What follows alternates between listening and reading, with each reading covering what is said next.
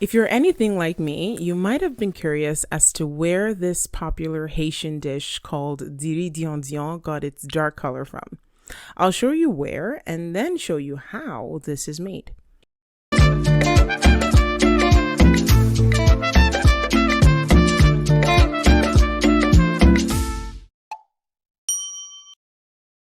DIRI DJON DJON is a dish popularly eaten in northern Haiti. Now, it is named after the DJON DJON mushroom. Other ingredients used in this popular dish include épices, which is a common green seasoning used in most Haitian dishes. We use coconut milk, we have some spices and herbs. The full recipe, as usual, and instructions are on sturvsbyiddy. First thing, the mushrooms are to be cleaned thoroughly. These mushrooms come very dirty with a lot of wood fragments and dirt. So it's important to spread it all out on like a sheet, the way I'm doing, and pick out all of the dirt. When the mushrooms are cleaned out, boil them in hot water, which in turn helps it release that very dark color. Okay, so if I didn't say it before, the dark color of this rice is actually because of these mushrooms. The mushrooms give it that color. When it is like so, go ahead and strain the DJON DJON mushrooms of its broth. Set this aside because that is what is going to form most of the liquid that will be used to cook the rice.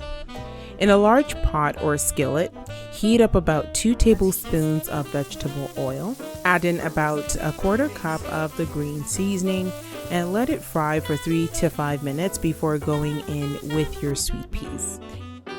Keep frying for 2 minutes before going in with the coconut milk and the spices. Now you're gonna let this come to a soft simmer and then begin to add the other ingredients. Now some recipes skip coconut milk altogether, but I advise you don't because it gives this DIRI DJON DJON a very nice aromatic appeal.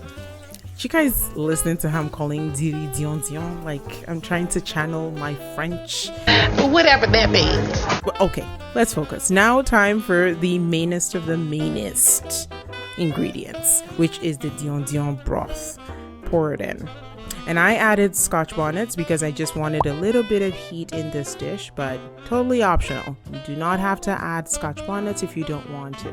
Now allow this come to a boil before introducing your rinsed jasmine rice.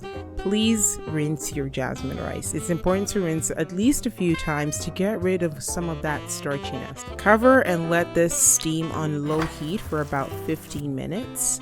At that time, you should still have at least a bit of moisture in the rice. Now this is where you add in your shrimp.